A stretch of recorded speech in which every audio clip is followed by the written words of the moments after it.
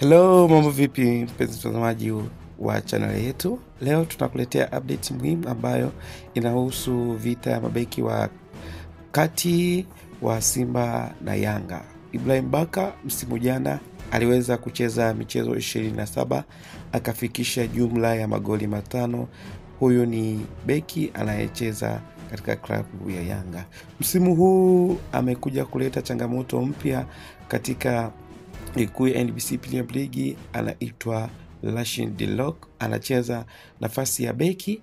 Ameshacheza michezo miwili naye ameweza kushinda magoli mawili. Je, Lashin Dilok ataweza kuivunja rekodi ya msimu jana wa Ibrahim Baka? Tuandikie maoni yako. Na msimu huu kwa Simba unaendelea kuwa ni mzuri, na Ibrahim Baka msimu huu wa 2025-2026 hajaweza kushinda goli lolote. Je, Ibrahim Baka atakuja na moto mwingine hadi kumfikia Lashin Dilok, au Lashin Dilok ataweza kuivunja rekodi ya Ibrahim Baka ya msimu wa 2025-2026? Tuandikie maoni yako.